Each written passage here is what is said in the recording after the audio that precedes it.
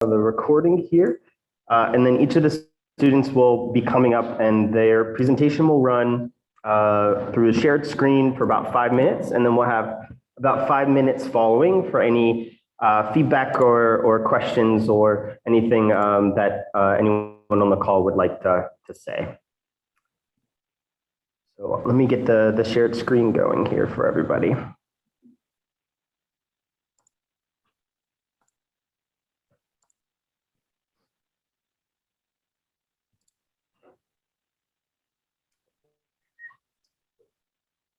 Toby, you're up first. You want to just come up and stand behind this? No, we can just. Yeah, we're going to play through your presentation and then you'll have 35 minutes if people have questions or clarifying. Okay. But if there's not, then. Okay. Okay. You want to just introduce yourself and then bring it back. Okay, I also introduced myself on here. Oh, okay, well then just go ahead. Okay.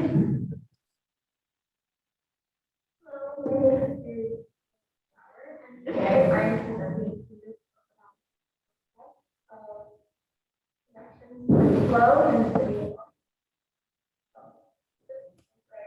I first began with private context of the city where I was working and paying close attention to the landmarks in space. And then zooming into the I-95 corridor to really look at what's happening along it.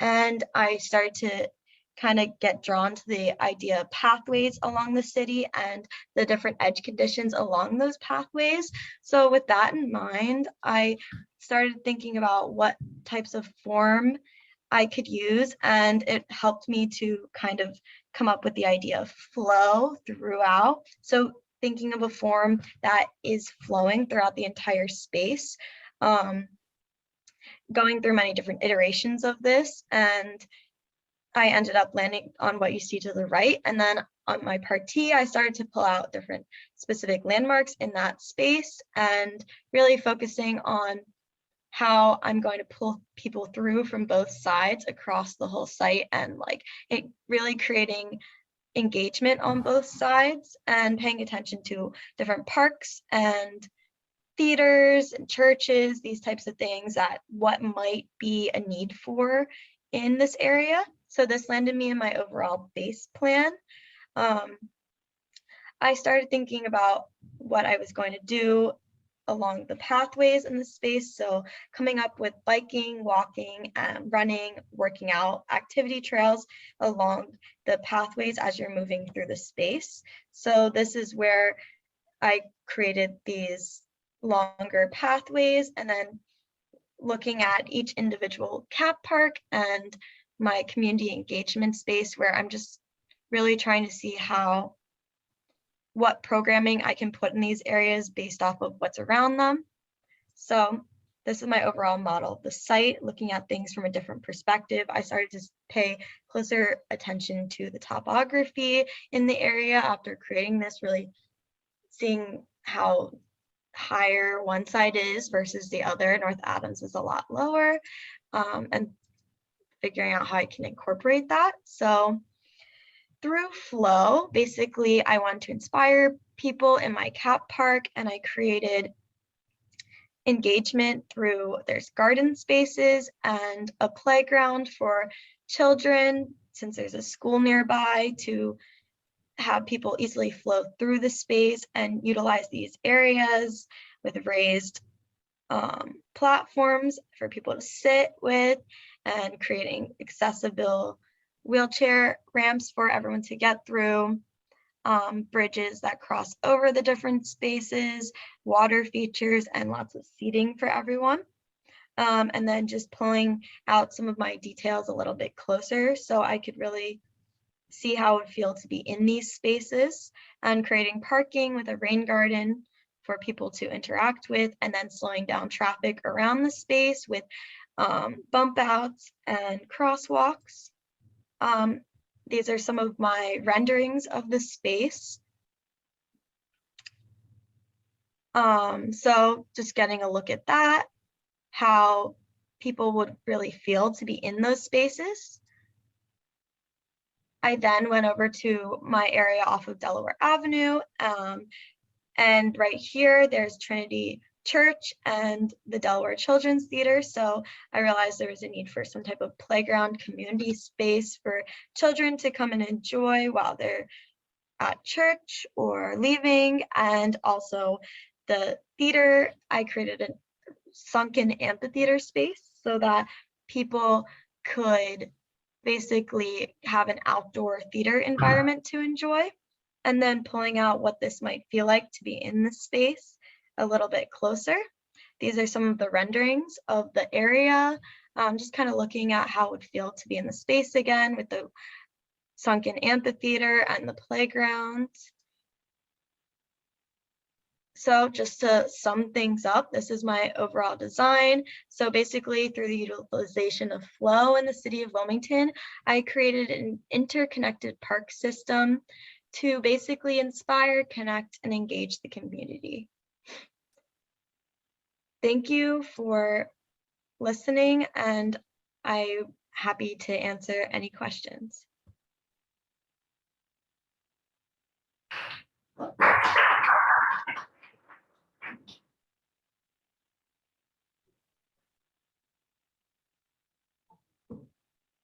Thank you guys for listening to that. I'm here for questions or anything else that you guys might want to, and comments, of course. Feedback of any kind is welcome.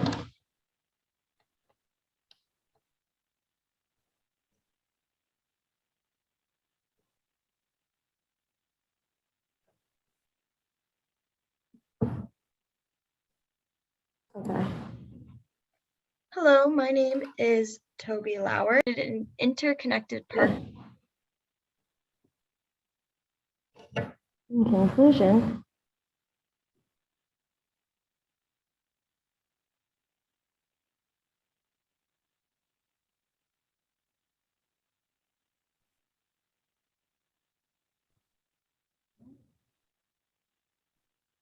all right. Pretty straightforward.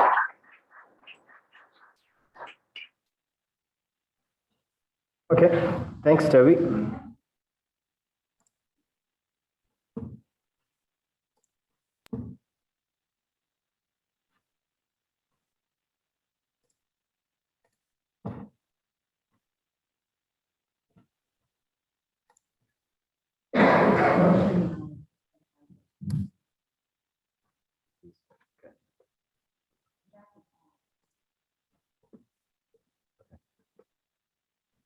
Jack, you're going to be up next since you're going to be going through Zoom.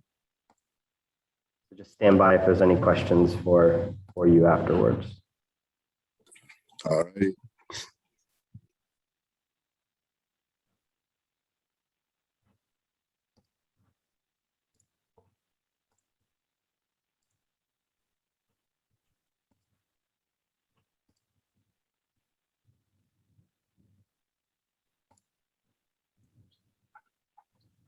Hi, my name is Jack Daly, and I'm a junior landscape architect major at the University of Delaware.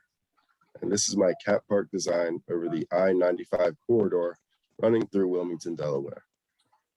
My overall focus while I designed the cat park was to create a large space for the community that is centered around improving the overall health of the community, as well as the people in the community and the environment. After numerous visits to Wilmington, I realized that there is a scarce amount of grocery stores in the city, with the majority of these stores being located around 4th Street.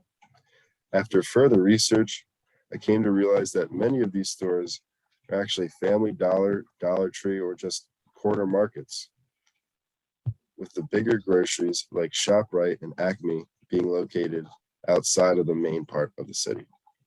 Unfortunately, this is because the majority of the people in Wilmington are living in poverty and can't afford bigger grocery stores and are left with the Family Dollar and Dollar Tree.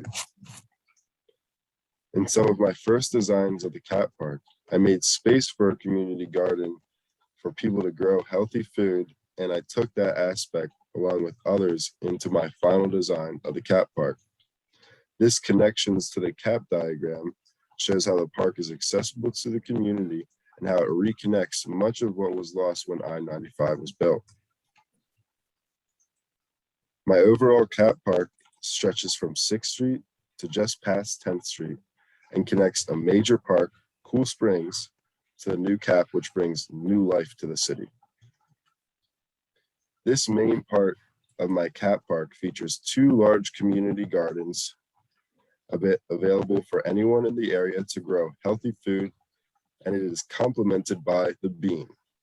The Bean is a nonprofit marketplace for the community to buy healthy and affordable food if they choose not to grow it themselves. The Bean is a state-of-the-art glass building that brings a new style of architecture to Wilmington. Both community gardens have pollinator gardens that help grow the food faster, along with providing a colorful aesthetic to the environment. In front of the Bean is a water fountain with designated seating area for people in the community to relax and unwind. Next to this main area is a regulation football/soccer field for the community or any school in the area that wants to practice or just have fun. Around the outside of the field is a running loop that is 0.24 miles around each lap, and numerous off-street parking spots for people that are not in walking distance to the park so that they may enjoy the park. These 2 areas are connected by walking bridges over 8th and 9th Street. Moving on to the community connector section of the CAP park. This area will become a forested area with many rain gardens throughout the area to provide a completely different visual experience as you walk through it. There is a glass sky bridge that goes out of the CAP and into the existing conditions over 95, which creates an attraction to the site for anyone wanting to feel like they're walking on air. Unlike the main CAP, the community connector does not have walking bridges, but instead goes over both 10th and Jackson Street to provide a safe, easy transition into the park. This is my model, along with some renderings and precedent images to get a better understanding of what will actually be on the park.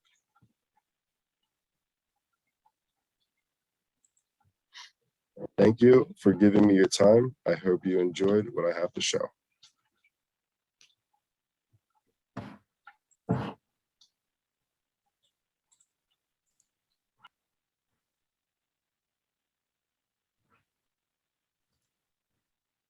Okay, thanks, Jack.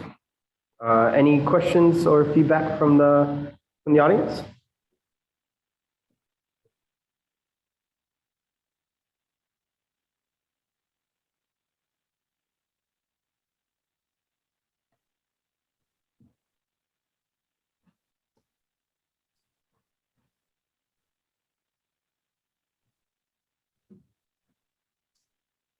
Okay.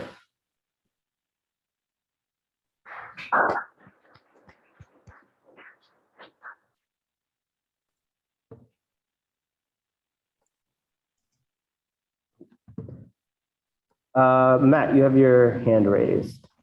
Yeah, I just wanted to say that was a really nice presentation and thank you for that. Also, thanks for the first presentation as well. I just wanted to let the student know about the Delaware Urban Farm and Food Coalition. Just seemed like local food and food system was something that this student was involved in and interested in. So if you want to look that up, it's the Delaware Urban Farm and Food Coalition. And it focuses a lot on the city, but it has like a larger network. But it's a great way to make further connections if you're interested in that urban gardening, agriculture space. Just wanted to put that out there. Great, thank you.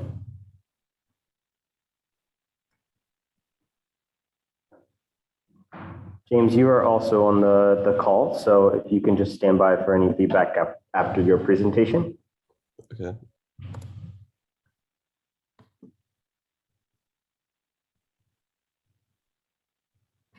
Can everyone still see my screen? Still sharing. Yes.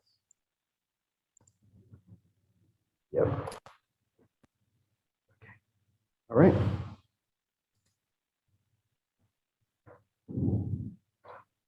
Hi, I'm James Hill, a junior landscape architecture major, and this is my semester-long project on I-95 in Wilmington. For this project, the goal was to reconnect Wilmington by transforming borders into connections. On the left-hand side of the screen, you can see my design statement.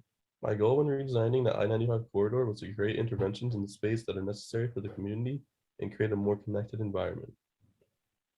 On the right-hand side of the screen, you can see my site analysis along I-95. This diagram depicts the current conditions of the I-95 corridor. You can see that North Adams Street is a busy 3-lane road with skinny sidewalks that are not inviting for pedestrians. North Jackson Street is also not very connected as some of the sidewalks cut off and there are no sidewalks in some areas. The bridges themselves have skinny sidewalks and tall walls that are also not inviting for pedestrians and do not do a good job of connecting the communities across I-95.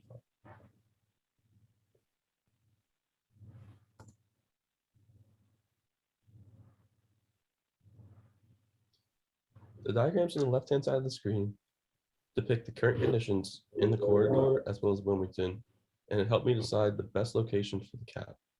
Edges played a large role as my design is all about turning edges into connectors. This can be done by widening sidewalks, making roads have less lanes, and providing many access points. The right-hand side of the screen shows my initial iterations. My initial designs include a lot of programmatic elements, but lack the spatial conditions that create an inviting environment. As you can see, many of the programmatic elements are packed into a small space and end up feeling more cramped than inviting. This is my part T diagram. It represents my overarching design. The blue arrows show how my cap created a much needed connection between neighborhoods. The green arrows show the connection to the surrounding parks. The yellow road show where the materiality is different and how it helps connect everything in the area. As you can see, the bottom right part of the screen, my cap park uses programmatic elements on the edge to invite those into the space, while the underpass engagement area does the opposite.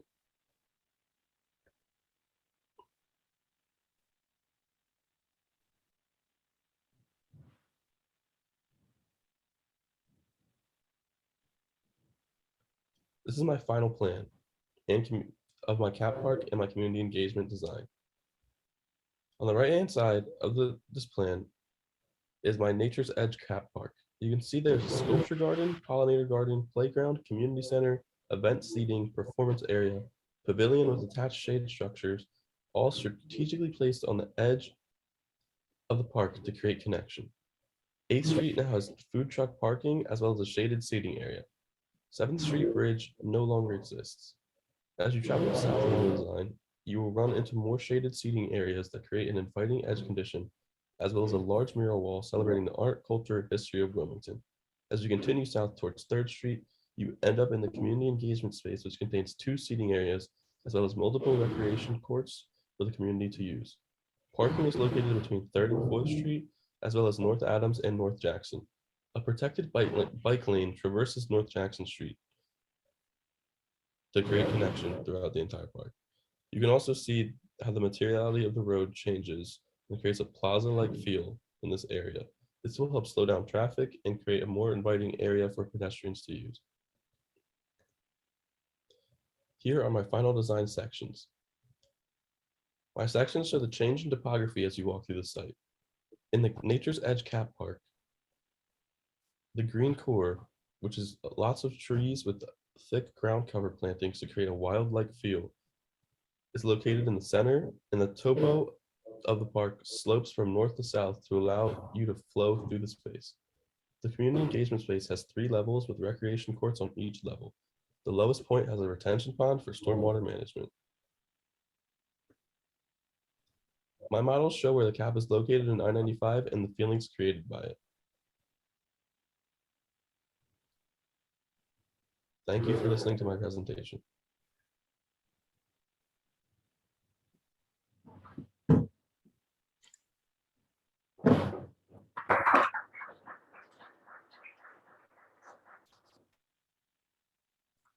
All right, thanks, James. Any comments or feedback for James before we move on to the next one?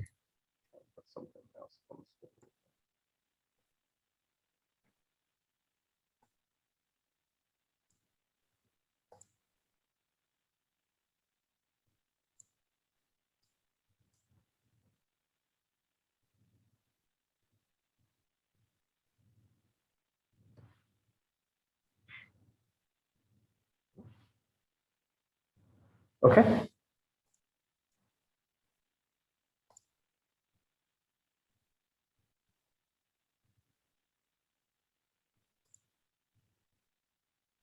Candice.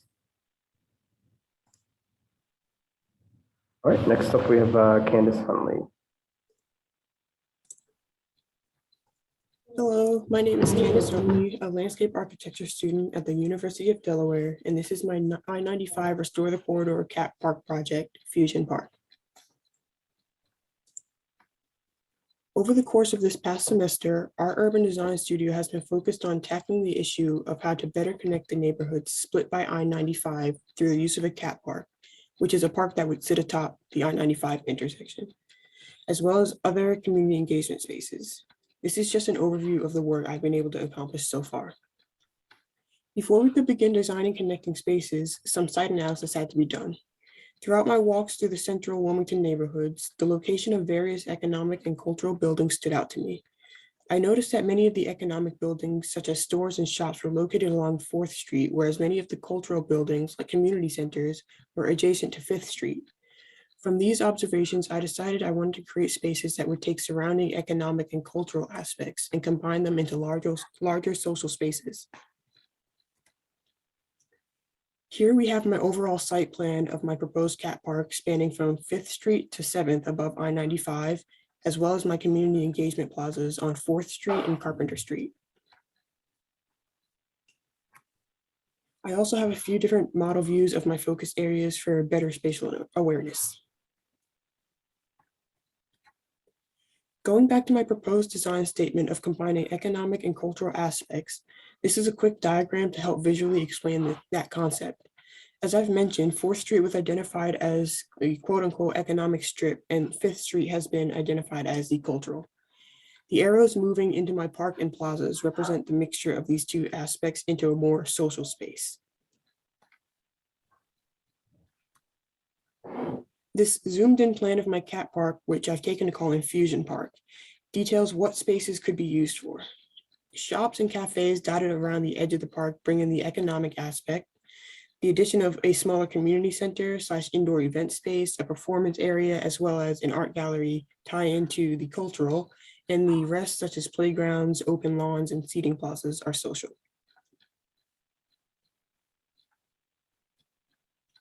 These section cuts provide a better view of the elevation changes throughout the park. Jackson Street actually gradually slopes down to Adams, and the addition of a sunken lawn space and slightly raised playground at the eastern portion of the park, as well as tree mounds at the western edge, provide clusters of topography change to break up the otherwise mostly flat cat park. Additional sections and example images help explain the cat park's relation to I-95. Section B highlights a few shop ideas and park elements. Section C shows a potential connection between 4th Street and the cat park. The idea is that small shops would be placed within the green strip adjacent to the off-ramp. To enter the park from these shops, people would simply go up to the top floor that leads to the elevated walkways into the cat.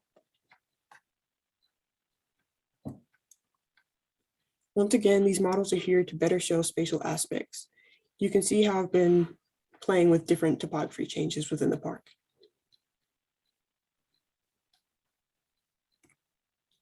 These are my community engagement plazas. They still stick with the same sweeping design of the cat park and draw some elements directly from it.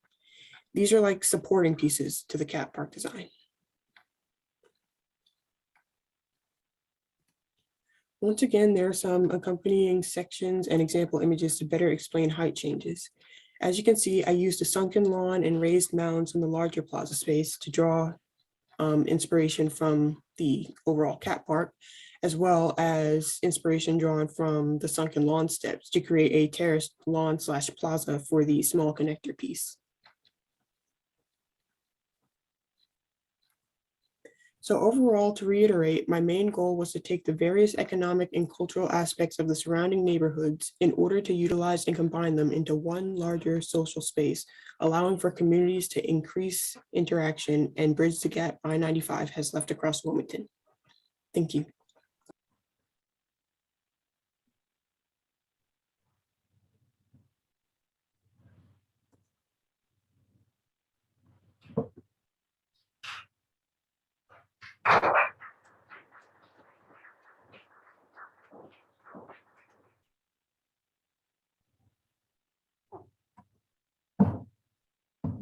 Okay. Does anyone have any questions or comments?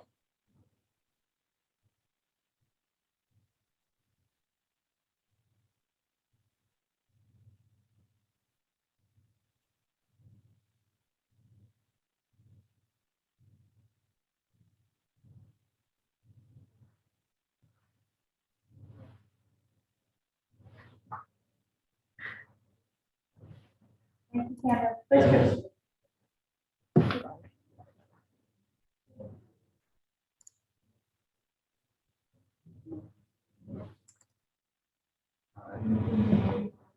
Next up is Declan.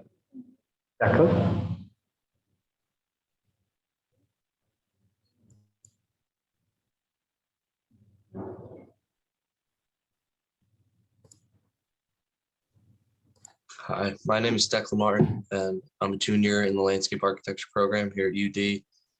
And I'll be presenting to you my green spine connective cat park for the I-95 corridor in Wilmington.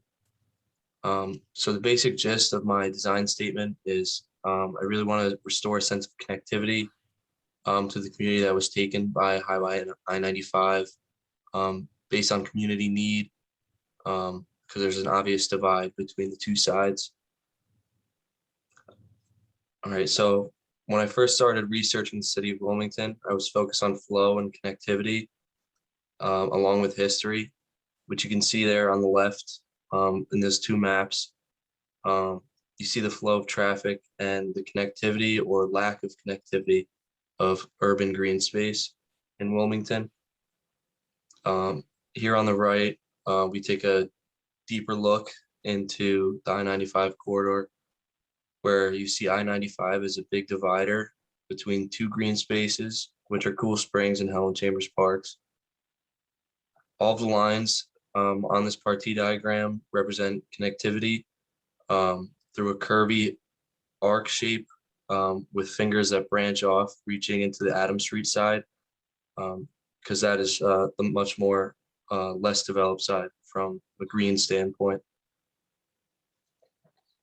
So I took those big ideas from the partie diagram and finalized a cat park plan that follows that same main arc, connecting Helen Chambers to Cool Springs with the pathway between an alley of trees that starts with the pedestrian only street, which I converted BD Way into a pedestrian only street. Some other features of the park, starting from left to right, includes a bioretention swale, parks or playgrounds, picnic areas. There's angled street parking on Jackson Street. There's a concession building, which will be the main gathering area of the park. A bus stop on 9th Street, where there's already an existing bus route. There's an ornamental garden, a shade pavilion, and an elevated decorative planting berm that will serve as a new front yard for the homes on Adams Street, which for decades have been only looking out at a noisy gray highway from their front porches. And here are some sections with the little cutouts of where they come from.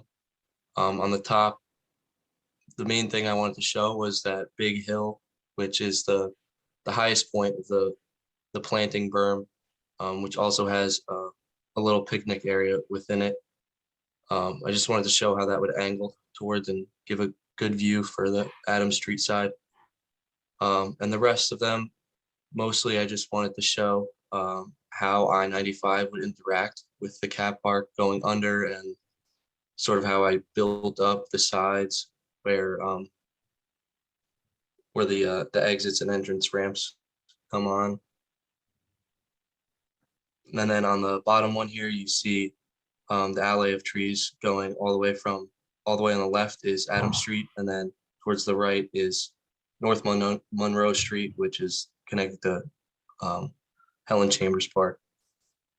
And then here I have images of a model that I made. The ones that I want to focus on are the ones in the center.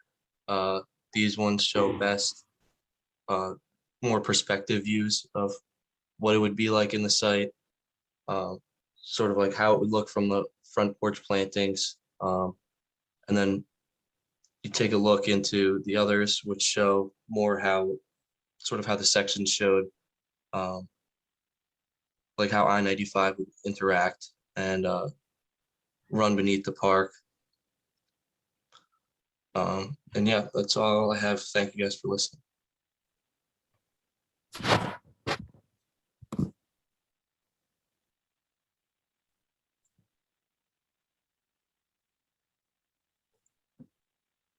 Let me know if you guys have any questions or comments. Thank you for watching.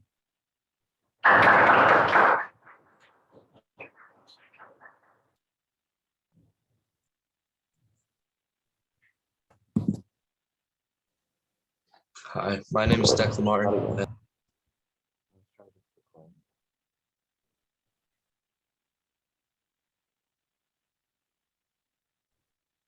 Thanks, Declan.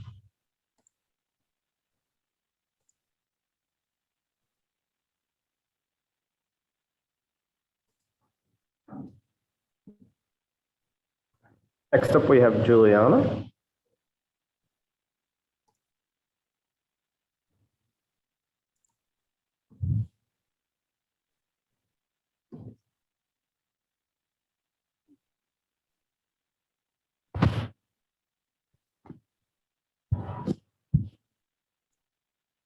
Hi, my name is Juliana Mistretta. I'm a junior landscape architecture major, and for my design, I'm wanting to bring more areas of use to the west side of Wilmington. So during my site analysis, I was really interested in these areas past 8th Street down to 4th Street. I noticed as you move down these, there is less investment in these areas. There's little to no vegetation, no gathering spaces, and it's also very vehicular dominated, which you can see in these pictures here. So I am proposing to add more pedestrian accessibility as well as increased gathering spaces. So I'm proposing a cap park between 6th and 8th Street, which would cap over the 7th Street Bridge. 6th and 7th Street move in the same direction, so I don't feel like taking away 7th Street would affect traffic too much. And then as well in 4th Street, I am wanting to bring more gathering spaces to this commercial area. So here are just some original ideas I had for the cat park, the layout, and then thinking about like programmatic spaces. And here's the final cat park plan. There is a topographic change between North Jackson Street and North Adams Street, but I want my park to remain flat with these mounds being that change in elevation. And then there's a 6% slope down at this point. There's visitor parking on this side, and then on this side, there is food truck parking, which would wrap around, and then there would be a terraced seating for the food trucks, as well as flat ADA parking here. I'm also proposing a sculpture playground, which I feel like could be used for all ages. And here is a lifted gathering space to be used for like outdoor performances or festivals. And then here is a raised mound on both sides, which could be used for seating or play. In the center is a pollinator labyrinth with a lighting focal point.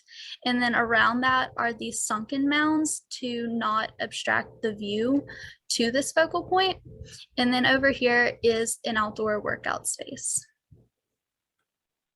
So here are just some sections showing those ideas.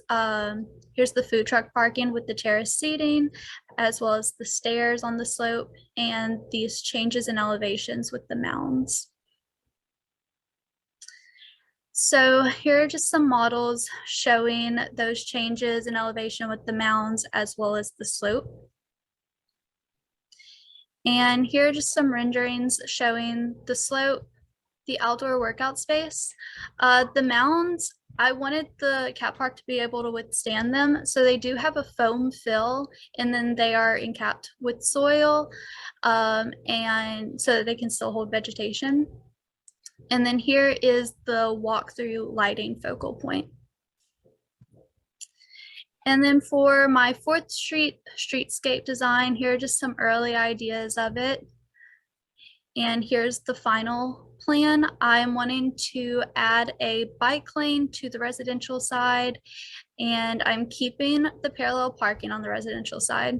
But then on the commercial side, I'm changing the parking to back end diagonal parking, so that the number of parking spaces would not reduce, but there would be space for these large bump outs, which could be used for like outdoor dining for these local businesses on the commercial side. And then just to keep my design flowing, I am keeping these mounds throughout, which you can see in this image here. And here are just some sections showing those changes with the mounds as well as with the parking here.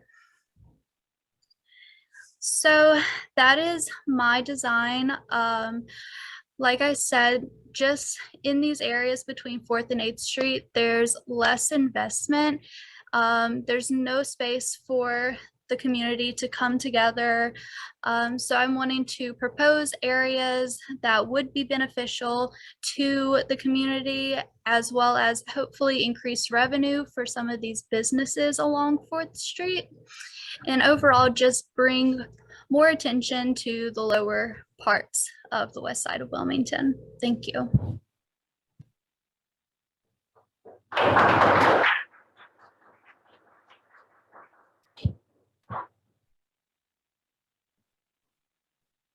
All right, thank you for listening. Are there any questions or feedback?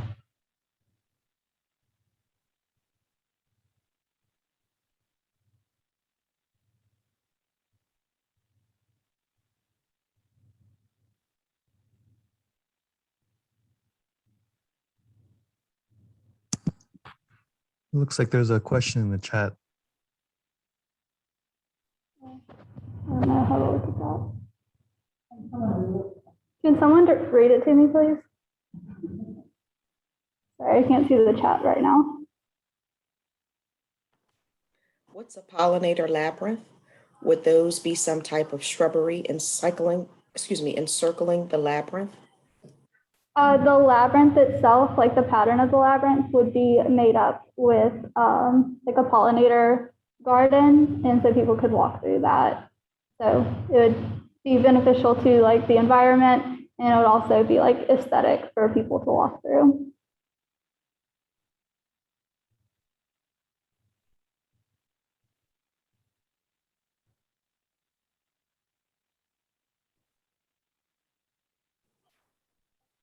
I love your idea of an amphitheater too. Thank you. All right, thank you.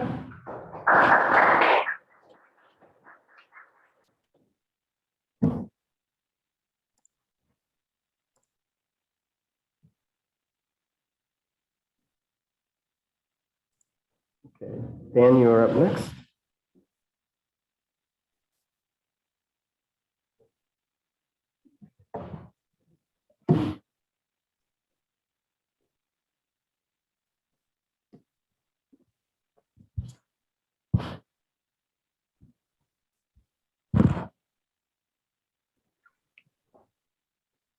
Hi, my name is Dan Hearn, and I'm a junior landscape architect here at University of Delaware. Today, I'll be discussing the Restored Corridor project over in Wilmington. Starting with the history of the I-95 corridor, we can see here that the change in the community was drastic over the course of about 14 years. Over the course of this time, thousands of buildings were destroyed, which fulfilled residential, commercial, and recreational purposes. Despite planning on re-implementing some of the features that were lost, none of it actually came through, and we were instead left with an empty corridor. This is a map of the existing conditions of our site. After visiting neighborhoods throughout the area, I can safely say that each one is very distinct and has a deep level of history behind them. Early on, I took many notes on the neighborhoods up and down 10th Street, as they were the historically wealthier part of the town 60 years ago. Remnants of the quality of living can still be seen within the colorful landscaping, which is vastly different from their southern neighborhood counterparts. So using this data, I designed this proposal.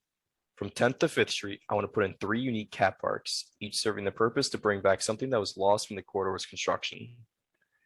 The first one on the left is a recreation cap, which aims to reintroduce easy access to exercise in the community for all ages. The center cap is the gallery cap, which brings back much of the green space and community art that was lost.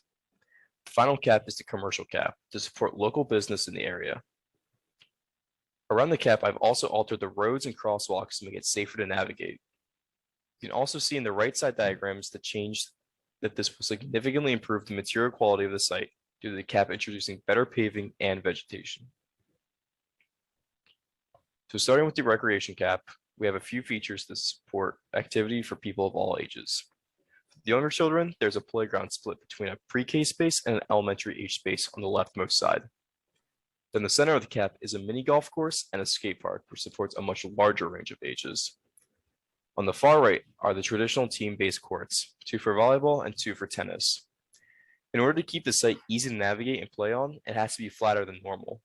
So to make sure that the cap fits the steep terrain of the site, the sides of the cap are raised, which creates a wall, which I know is not the best term to hear for a project that's trying to unite a community, but these are no taller than a person and make it easier to walk along that cap.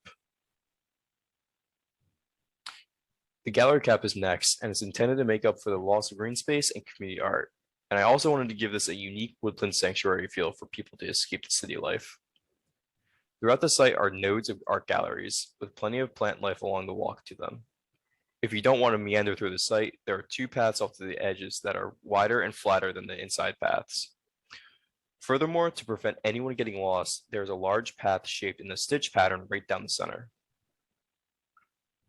The last cap is the commercial cap. Throughout the area are spots for pop-up vendors to support the local businesses within the area. Off to the side of them are seating nodes, each with 4 tables and short walls for privacy. The 2 larger features are the library and the pavilion. The library is connected to an amphitheater, and it's all right next to a nearby school, providing a bonus educational support for the community. The pavilion is reserved for large-scale events that the city may want to host, encouraging more people to visit.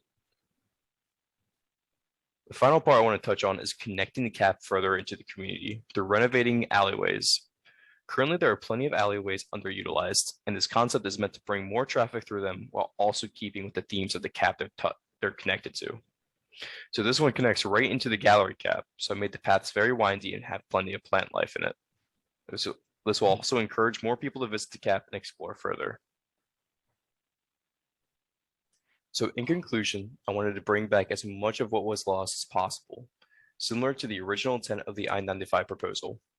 I also wanted this design to tie in the north and south sides along with the east and west sides through the investment of material choices. Other than that, that'll end my proposal. So thank you all for listening. All right, if anyone has any questions, I'll be happy to answer them.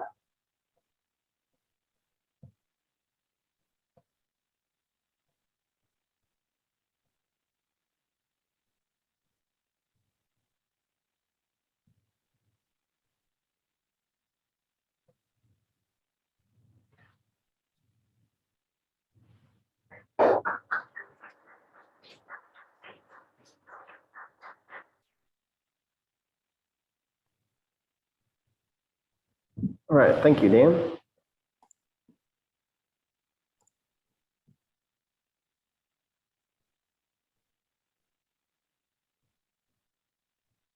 Mike, you are up next.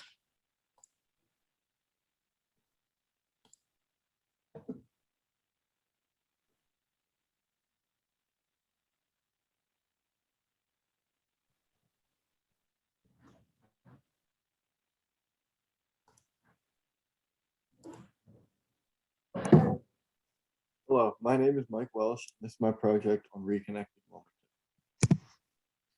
First, this is a part T showing the basic movement that I would like to see through my site, as well as the traffic patterns that go on around the site. Traffic patterns are shown with the solid lines, and the connections that I would like to make are shown with the dashed lines. This is the entire site base plan. So from 4th Street to 7th Street is the Cat Park, known as the balcony.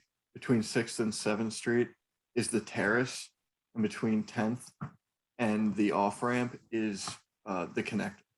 The main goal with these is to connect the communities together, as well as creating ease of access between the different places in the community, such as Cool Springs Park, William Lewis Elementary School, Trinity Church, and Helen Chambers Park. The balcony. The balcony has an overhanging cantilever hanging over 4th Street and Jackson Street. That is shown towards the top with an alley of trees leading to it.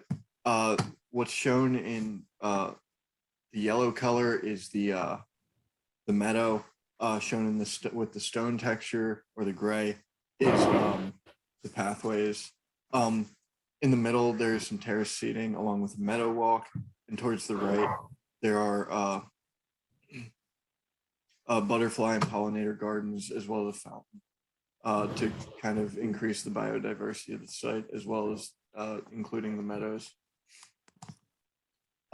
So here are just a couple of sections that show how the different elevations on Jackson Street and Adams Street affect how the park is laid out, and how they all work together to create a cohesive park. So these two drawings, the top left, I chose to show because that is a very important part of the site because of the elevation changes. And I want to give a perspective to show how that will be traversed, and the ease of access of going up to the top of the park, which is about 40 feet above the rest of the park.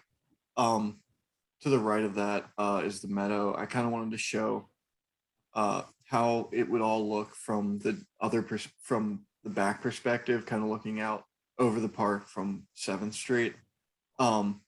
This is important because it kind of gives you an idea of how long the park is, as well as how the elevation affects what you can see from that point of view.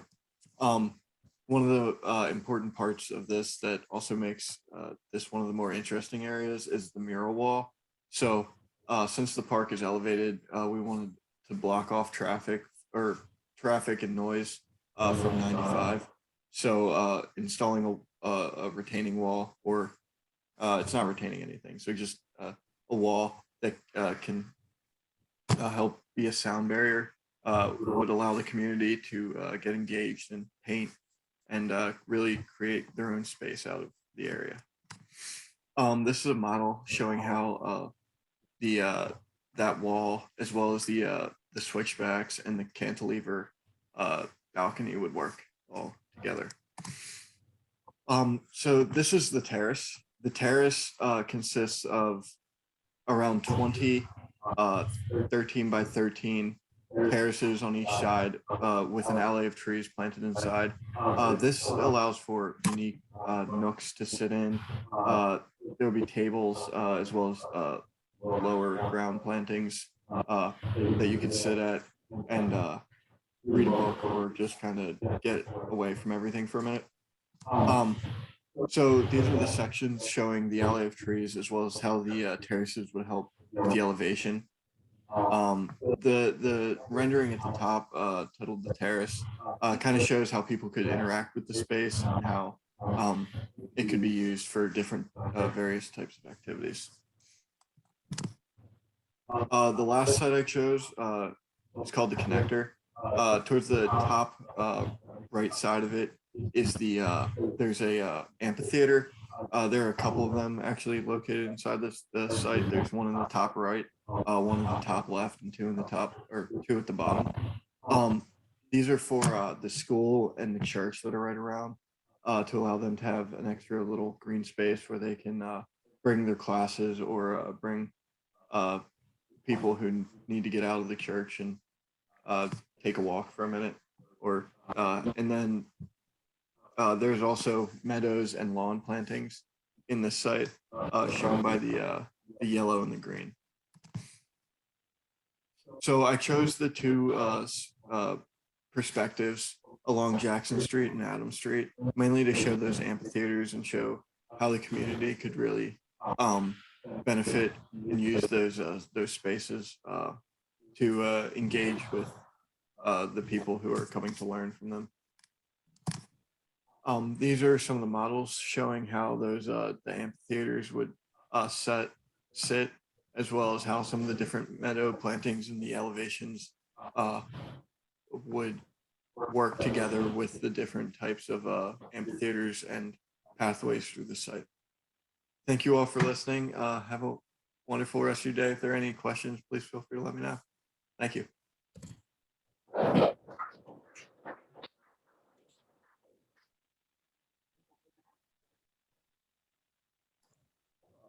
Thank you guys for listening. Are there any questions?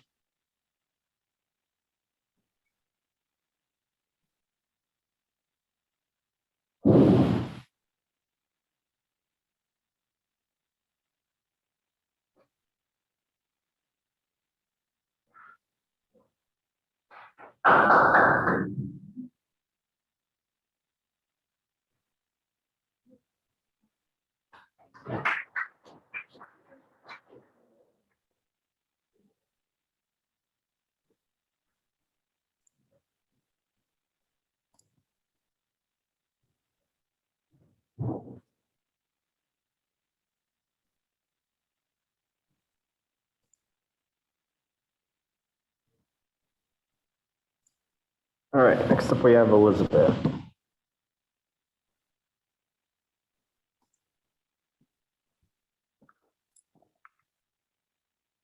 Hi, my name is Elizabeth Davis. I'm a junior landscape architecture major, and this is my vision for the 95 corridor.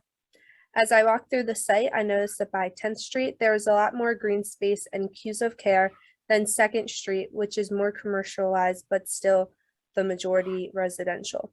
My goal for this design is to create a safer and more aesthetically pleasing walk from 3rd to 10th Street while creating areas that have more green space and environmental functions. I chose to curve Jackson and Adams Street to try and push the two sides together both physically and conceptually to try to bridge the gap and make the two neighborhoods more connected. I used arrows to show hypothetical forms of movement and connectivity. The light gray spots show pre-existing green spaces and the dark gray spots show proposed. Some of the initial ideas I wanted to incorporate included curving the streets, which would create room on either side of Jackson and Adams for green space while slowing traffic down. I wanted to have meadows and other plantings for infiltration and to increase the amount of pollinators. I wanted my project to have amenities for both children and adults, so I added playgrounds, seating areas, and sculpture gardens, which could be enjoyed from afar or up close to play on. I added bridges on top of streets so pedestrians didn't have to walk and look out for traffic. Here is my overall site plan. From left to right, we have my community gathering area, the connector bridge from 3rd to 6th Street, my cat park from 6th to 10th Street, and my wooded walk from 8th to 10th Street. I am going to start off by taking you through the meandering walk cat park, and then I will describe my community gathering area. Since Jackson and Adams are curved, it gave room for Jackson Street to have an orchard walk of persimmons, pawpaws, blueberries, and chokeberries, so pedestrians can pick and eat fruits as they walk. There is still all the pre-existing street parking, but on Adams, I also added residential parking with a rain garden buffer. My cat park consists of meadow areas that have seating by them, open space, as well as multi-purpose lawn areas. My wooded walk from 8th to 10th Street will weave in and around trees growing on the side of 95, which will make nature more accessible to the public. Here are models and sections of this area. I want to point out that although 95 will be covered in some of these sections, light will still shine through the open spots which are located in the cot, and the supports will have murals on them to give the drivers on 95 a unique experience as well. Here are some renderings and precedent images to help you visualize what the wooded walk would look like on the left and then what the parking and rain gardens would look like on the right. Here's my community gathering area. I have moved the pre-existing basketball courts, which were in between 2nd and 3rd Street, to the left of 2nd Street to make room for food trucks and seating, as well as a playground and sculpture play area, so that the resident parking on the streets does not get used up by visitors. I have added a permeable paving parking lot into the site. The bridge will be at a slope of 1 inch for every 12 feet, which means that it's both ADA accessible and trucks under 14 feet can pass underneath. Here are some sections showing the bridge and food trucks, as well as the difference in height of the bridge and 95. You can also see the height changes on the model to the right. Here are some paintings of the food truck and basketball courts, as well as precedent images of colorful seating in front of the food trucks. On the right, I have a painting of the sculpture playground, as well as the seating, food trucks, and the bridge. And there are some precedent images of sculpture playgrounds. For my last slide, I just wanted to highlight some of the main aspects, which are the basketball courts, the food truck parking, tables and chairs, play areas, orchards, wooded areas, and extra parking and environmental services. I appreciate the time you took to listen to my ideas. Thank you. Does anyone have any questions? Okay, thank you.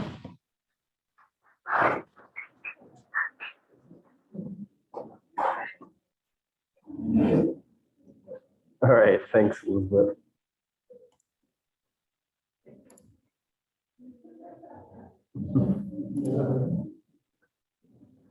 All right, next up we have Austin. Hello,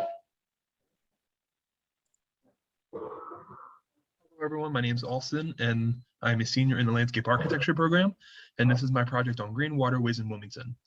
So my design statement for this project was to try to connect both sides of 95 using water in different ways, which includes entertainment, natural feeling, aesthetics, and noise reduction. So on this page, I have two different parties. The first one being overall movement between spaces, which basically just shows how there's movement between spaces that already have water and spaces that I want to incorporate water into. And the second party just shows how topography changes how water moves throughout the site. So this is my site analysis page. So through this, through my site analysis, we took a walkthrough through the site, and it became very relevant that water was a sense of leisure and enjoyment through Cool Springs Park, the riverfront, as well as the DuPont Environmental Educational Center. So I wanted to try to incorporate water into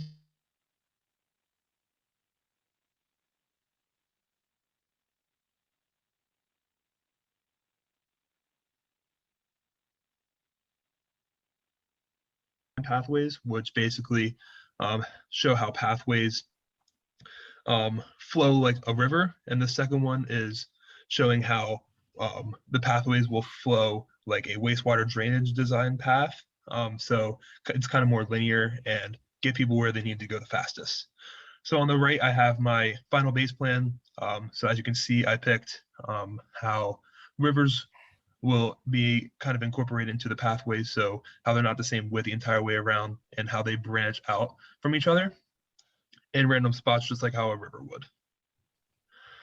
So this is my skywalk cap. So this cap is meant to reduce noise and bring more of an aesthetic appeal to the site. So what this does is there is a wall that goes around the entire skywalk. This will be used as a fountain, so it will collect water from the stormwater drains around it and reuse that water to create a fountain throughout the entire skywalk, which will reduce sound in this area. And I also added rain gardens, trees to reduce more of the sound as well, coming up from 95. And where there are trees lining the 95, I created a retaining wall so that people will actually be able to use the space, and it's not just a slope going down to 95 where it's fenced off at the moment, so people can't even use it at the moment. So by creating a retaining wall here with the added trees as well as the water fountain wall, it will reduce the noise and hopefully bring a sense of enjoyment to the site, which will hopefully bring people into the site. So you can see this in these sections over here, how I created the retaining wall right here, which will elevate this area so it will be more flat so people will be able to use it. And here in the zoom in picture, you can see how the fountain will work. So it will basically just shoot out water and it'll hit the ground, hopefully create more of a sound barrier from the highway and create more of a natural sound of water. And hopefully the trees will block the sound coming from 95 as well. So people will actually come in and use the site. This is Helen Chambers Park. So this is more of an entertainment and natural feel of a park. So what this does is there's a swale from the topography lines that comes through here. So it will collect stormwater right here. And then that stormwater will flow through this area and into the stormwater basin.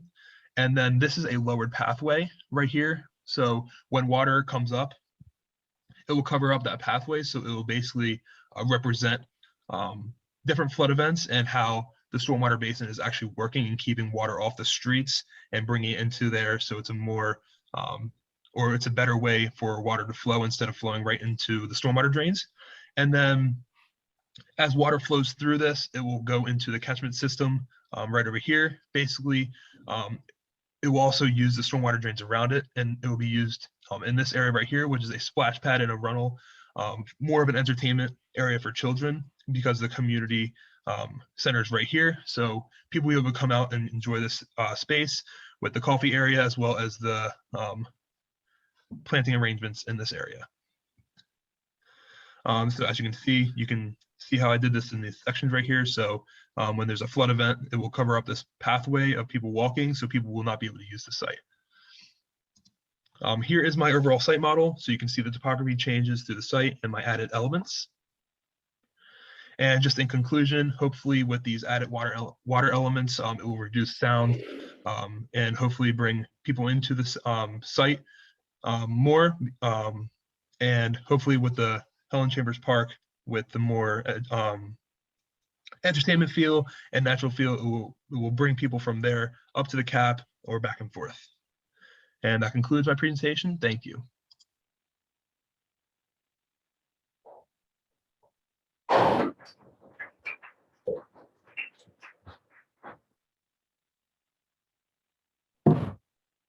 I'm here if you have any questions.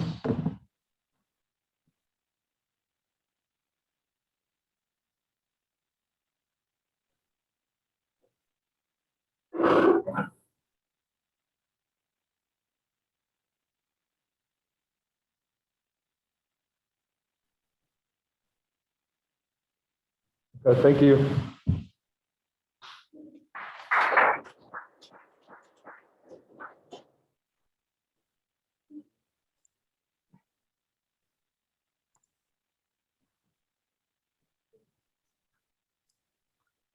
Okay, next up we have Delaney.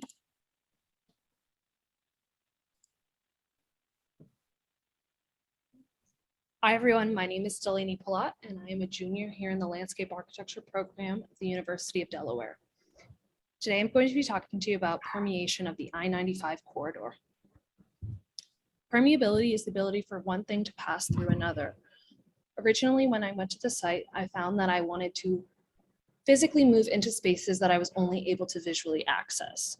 This then led to me thinking of ideas to allow for physical, ecological, and visual permeability across the corridor. Below is some of our initial site analysis, as well as some exploration in modeling, as well as my final permeation partie. These helped me to explore the available areas of current permeability, as well as possibilities for permeation as well.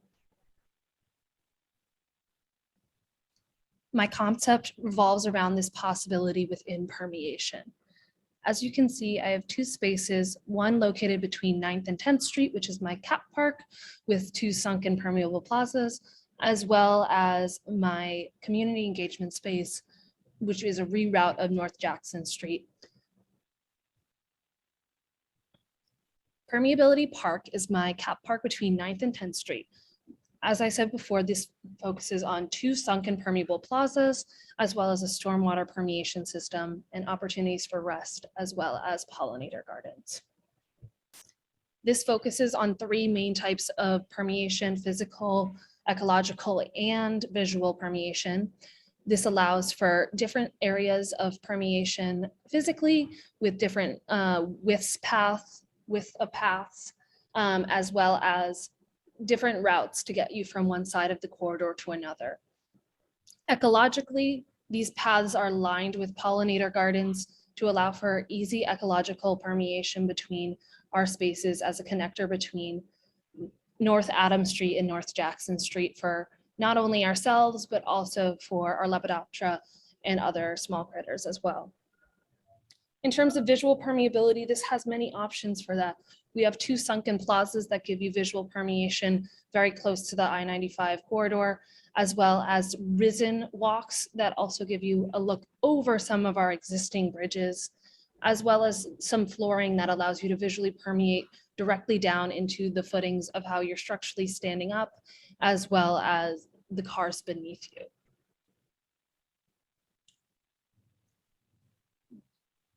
As this park permeates physically on the ground surface, we are also able to look at permeation from the point of view of the highway. So adding in additional visual permeation and an attractiveness to the corridor as one is passing through Wilmington to gain that sort of traction, as well as give some sort of interest to what is above and the possibilities of permeating visually, even if you're not staying within Wilmington itself, but just as a passerby.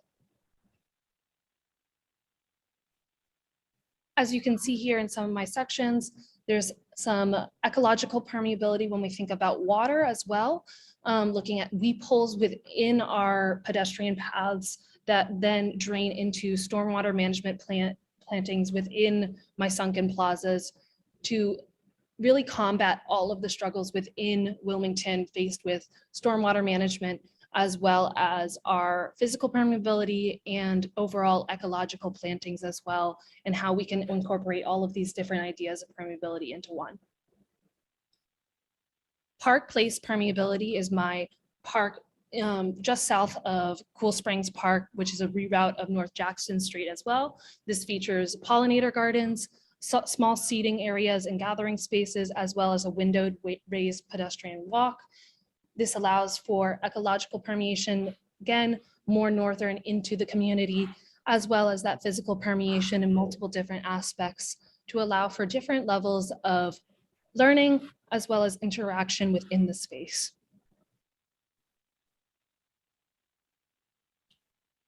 Here's some renderings on how that might look, as well as just how this might feel as you move through the space.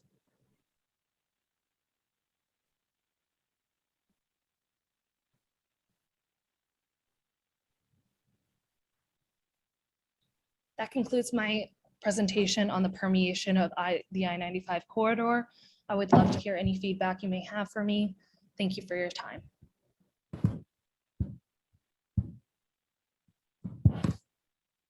I'm open to any feedback you may have for me, but otherwise, thank you for watching my presentation.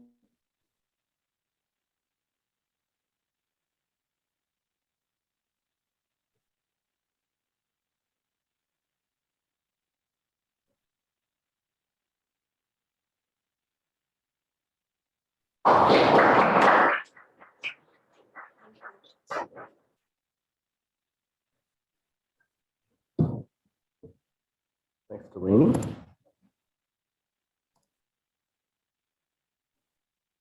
All right, next up we have Josh.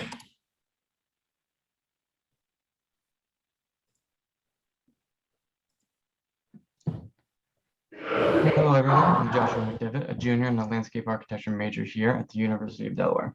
During this last semester, we were given a project in the urban design studio that focused on the I-95 corridor in Wilmington, Delaware. After 4 months of iterations and designing, we have a final design to show everyone. In my design statement, I explained the thought process that went into designing this park cap. My main focus throughout the decision-making was how to bring these communities on both sides back together. By including the community center on both sides as well as the religious communities, I created elements to the park that these groups could use. The main focal point of this park was to give back to the communities and provide them a place where they felt like it belongs to them. In the beginning of the year, we made trips to the site to do research as to what the area looks and feels like now. While we were there, I noticed the edge conditions on North Adams and North Jackson Street, as well as along the bridges. With the boundaries noted, there was ample space to improve the sidewalks as those would be the edges to the park. While looking at the area surrounding the I-95 corridor, I looked for community centers and religious groups that were in close vicinity to the proposed park cap. This simple party diagram shows the location of the proposed park cap outlined in blue, as well as the community center and religious buildings marked in red. With the placement of the park cap, these communities that are now separated would then be connected once again. My initial versions of the park cap were rudimentary and shape-oriented. Playing with the topography difference that exists on North Jackson side in relation to the North Adams side proved a challenge. I originally created spaces that residents of the neighborhoods could come to the park and escape from the typical urban life that is all around them. Creating secluded walkways or raised gathering spaces, this didn't seem to connect the communities as much as I'd liked. In my later versions, I included community gardens as well as a designated area for the local artists of the communities to show off their work. I still included a large green space area where people could have picnics on the green alongside the cascading fountains. With the inclusion of a local cafe and restaurant, I felt that I was getting closer to my goal of giving the community a park they would cherish. After a few more versions, I reached my final design and gave it a name, Reclamation Park. This design has visitors stepping down from North Jackson Street and stepping up from North Adams Street, giving the park a level ground instead of a slope. Along the slope areas of the park would be meadow plantings that would promote pollinators and life along the park. The final design includes a local cafe, community gardens, raised structures that hold local art and are connected via wooden bridges, as well as a food truck ring, a soccer pitch for the youth, and an outdoor history circle that shows the timeline of the neighborhoods in relation to the introduction of I-95 to the present day. On the section of the park that is below West 9th Street, there is a parking lot included. This is for the residents along North Adams Street. Due to the increased size of the sidewalk, the parking would be moved to this lot and would be free for residents. Throughout the park, there would be tree plantings. These trees would grow to be taller than the bridges, thus giving a different feel when walking along the bridges. On these platforms that are connected by the bridges would be central planters that have ring seating built in, giving visitors a chance to sit and enjoy the view. In this final design, 7th Street would be removed completely. 7th Street would be turned into the central walkway that connects the bottom half to the top half of the park. This long walkway would have planters that are outfitted with seating along the edges, as seen in the precedented images. Finally, along the roads that connect the park to the surrounding areas would be protected bike lanes. With these bike lanes now going throughout the site, I took a small area from Helen Chambers Park and turned it into a small bike rental spot. This idea came as a way to decrease vehicular traffic and introduce a new way for people to move throughout the site. With this in mind, the idea behind these would be that members of the community centers would have free access to these bikes and tools to make repairs if need be. These are the sections of the park cap design. They show a new level of detail from a different perspective, a way to see the park cap from a side view instead of a top-down view. These pages are created to help visualize some of the amenities that are being placed into the park in the bike rental area. As you can see, the privacy hedge would give seclusion, a bike rack built in to hold the bikes of the community members, and the protected bike lane to show what it would look like. The wooden benches that would be placed inside the park, as well as the bike rental area and a bike pump station alongside the bike racks. And these are the materials that I envisioned being used to add to the feel of the environment and tie everything together. I tried to stay away from concrete and gray as much as I could since the urban setting is already full of it. I tried to add more wooden natural texture, and this is apparent throughout the park. The trees would preferably be crepe myrtles. The color doesn't matter as they vary. And the planters would have an abundance of different types of flowers. I just showed mandevilla's flowers as an example.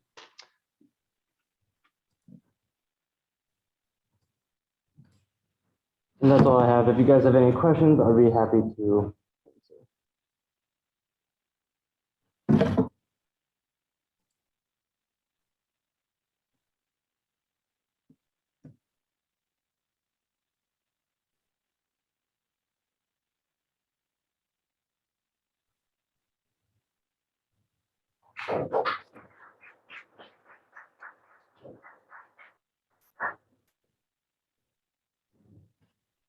All right, thank you, Josh.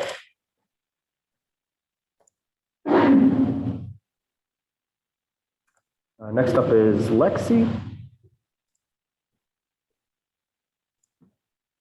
Hi, my name is Lex Dart and I'm a junior in the landscape architecture program at the University of Delaware.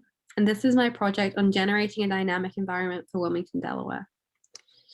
My proposal aims to create opportunities for movement as well as places for pause, and I want to generate space that will provoke exploration and learning. My design will hopefully connect the communities on either side of I-95, hopefully filling the void which currently exists. During my initial site analysis, I found that less than 20% of the residents surrounding I-95 were meeting their physical activity recommendations. I found this on Policy Map, and this finding was what led me to wanting to create and promote movement in the city. So part of this project was to create a space that would cap a section of I-95, as well as creating a community engagement space. My cat park spans from 6th Street to 8th Street between Jackson and Adams. And these were some initial forms that I explored when looking at how the space could be. My community engagement space, this runs from Adams to Madison Street along 6th. And I was looking at how the parking could be formed along that road, as well as looking at making a part of it pedestrian access only. This diagram here explains how the space will be used. So the different colors I used highlight which are areas for movement and which are areas for pause. This is an overall site model showing in detail kind of the different spaces that I'm focusing in. As you can see, again, looking to cap from 6 to 8, and then the community engagement space between Adams to Madison Street. And this model here shows the kind of the drastic grading change from Jackson down to Madison. This here is my final plan on capping the void. There are multiple programmatic elements in the space, these being a running/walking loop, an exploratory playground, a sunken rock wall, as well as kind of tiered seating with a lawn area and multiple native planting beds surrounding. Along Adams Street, I did a kind of redesign the streetscape, adding in bioretention cells, which will help with stormwater runoff, as well as adding a bike lane, which will actually span the whole length of Adams Street, and just another way that I'm promoting movement in the city. These are some sections just kind of showing how the space will feel more in detail. And then this is a model showing how the capping the void will feel. As you can see, I did some kind of detailing of how the park would feel, and then kind of looking at the different vegetated beds and just trying to get a feel for how this space would feel as a human walking through it.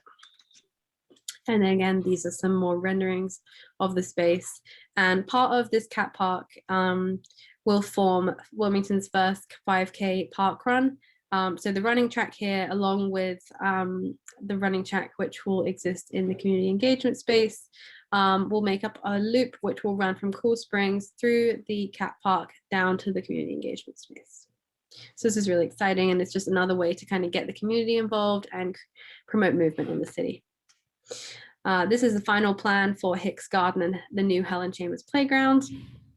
Some elements in here are new basketball court, new tennis court, another kind of a new running loop, as well as lots of new planting beds, which act as kind of an extension of the William Hicks Anderson Community Center outdoor space, which currently exists. And here are some sections and some renderings showing how that space will feel as well. And here you can see the new tennis court, as well as the basketball court here and the running track. So this is my final slide, which just kind of ties my whole project together, showing how the whole design all connects together, and then the few renderings that I created for the project. So just to reiterate, I am planning to create space for movement as well as places for pause, and I want to create space that provokes exploration and learning. And the design aims to connect the communities on either side of I-95 and hopefully fill the void which currently exists. Thank you for listening.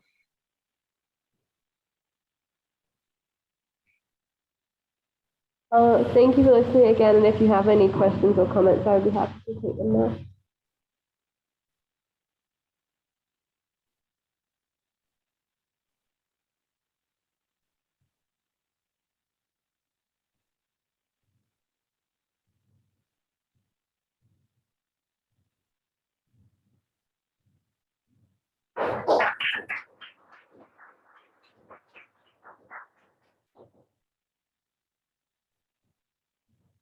Okay, thanks, Lexi. Next up, we have Mel.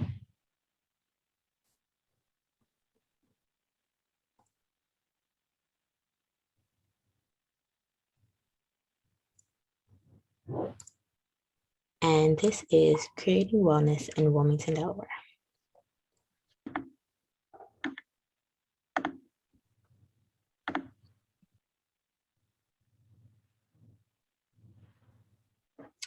Hi guys, my name is Monique McDougall. I'm a senior landscape architect major, and this is Creating Wellness in Wilmington, Delaware.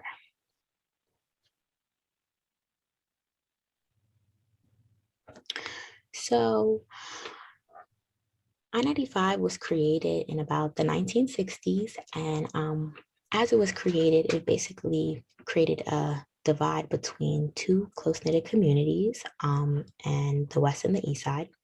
So in my pictures here, you can see that how it was being built in the 1960s. So basically, really seeing how homes were destroyed.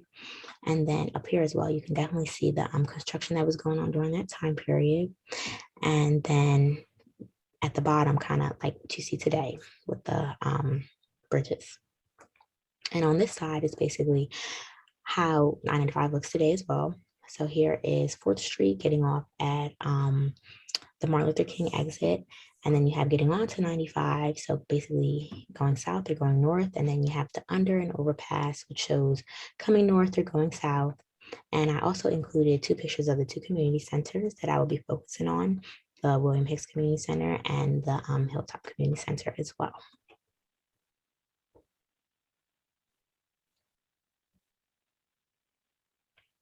So for my design process, I basically wanted to focus on human wellness and human interactions and how they feel as they go throughout an area. And I want to do that by the use of programs. So basically giving people a purpose of being somewhere. And Wilmington is a wonderful city that is home to many different people. Over the years, the city has developed to become Delaware's most populated area. This has caused infrastructure to change and elements around the city to change. As I-95 became one of the elements being placed into the city many years ago, it caused a split between 2 communities in the area.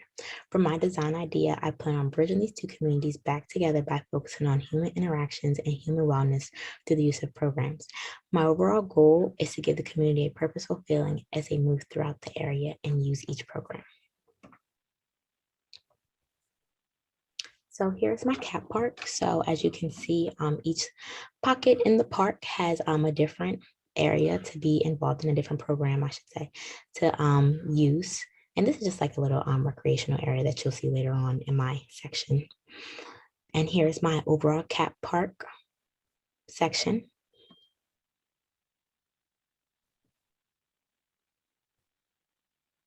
So here's just an up close area of the child's play area. I really put the section in to show the interaction between 95 with 6th Street as well.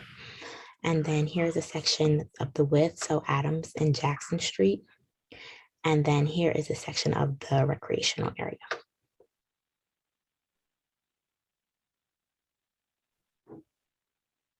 So here is my community engagement area, and I called this the X Factor area because I put a little stage in there. So I really want the community to be involved with the park that's across the streets. It's just a lot of green space over there. So I also put in rooftop seating and a little garden in front and a garden in the back here as well that these community members can use.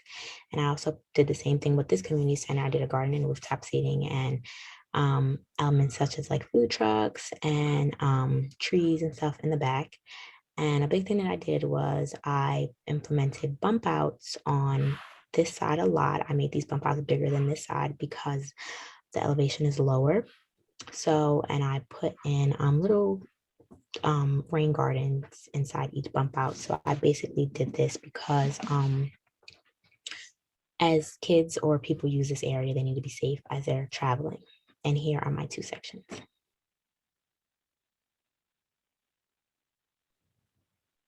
So here are my cat park sketches, and here are my community center sketches as well. And here's my model.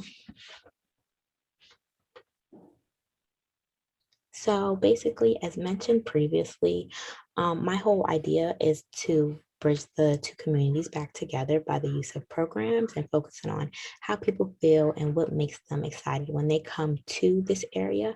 I feel as though that will be a way that a lot of people will flock to using this area, such as the cat park and the community engagement center.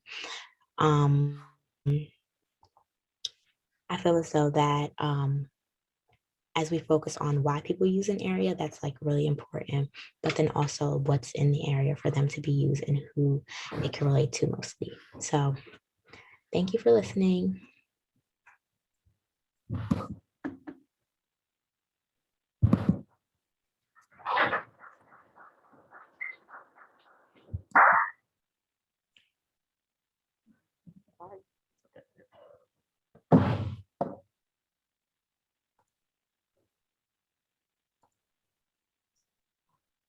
Does anyone have any questions?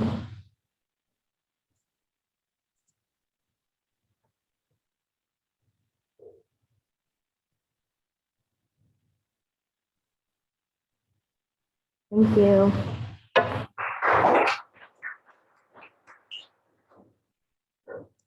All right, thanks, Mo. That was our last student. So I thought that we would open it up for any general comments or feedback before we wrap up for this afternoon, early evening.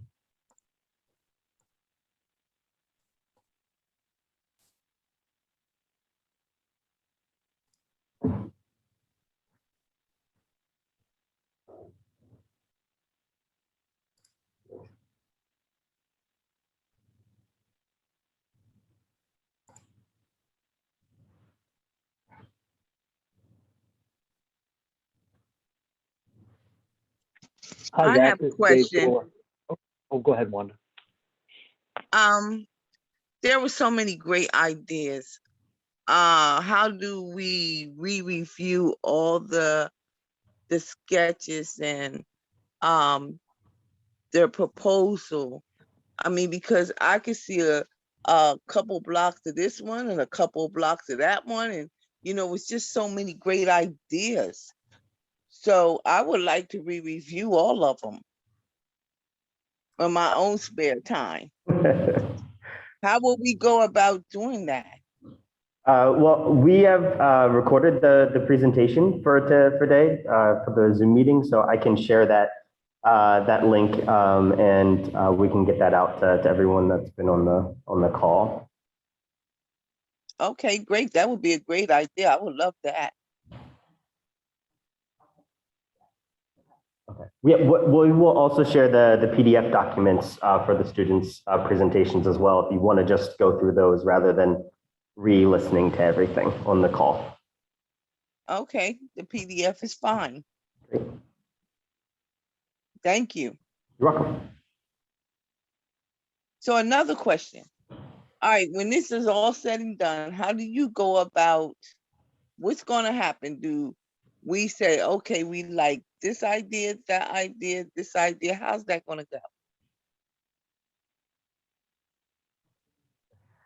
Per se, who's going to be the grand prize winner? Dave, do you want to chime in with that? Hi, Zach. Can you hear me? Yep. Okay. Well, first, I want to thank the students for their work. I know while they're working for a grade, which is important to them. I think making the ideas available for the community is also just a wonderful thing.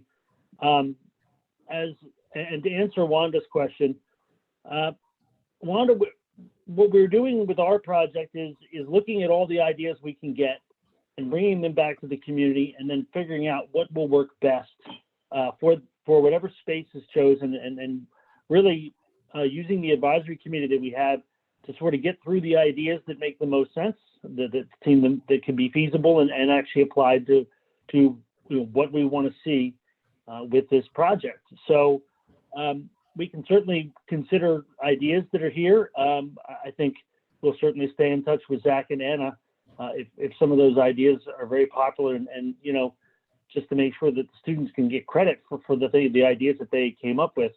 But I also want you to realize that we have a firm that we've hired to help us with the design. So they may have some of the ideas of their own, Wanda. So what we're going to do, I guess, is as we go through the next few months, is to just consider all these ideas and figure out what elements, like you said, maybe a little bit of this and a little bit of that, and how they can all come together.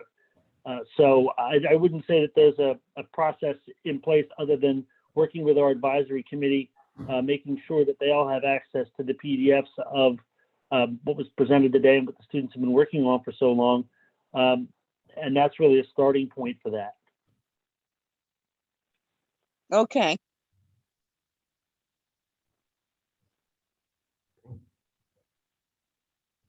Any other feedback for the students while we still have them during their finals week here?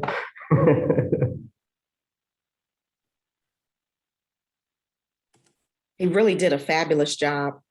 So proud of each and every one of you. I was trying to comment after each presentation, but job well done. And thank you for what you did is you looked at the community and you showed care and compassion for the community. And that I really appreciate as the state rep for the area. Job well done. Round of applause, guys.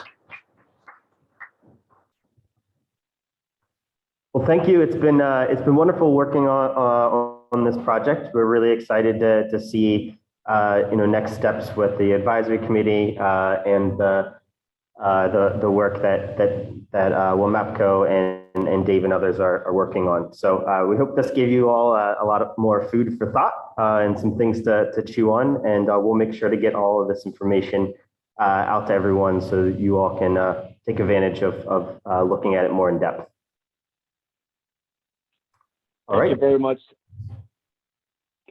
Thanks, Dave. Thanks all. Have a great Have a nice holiday, everyone. And a great holiday. Thank Bye. you.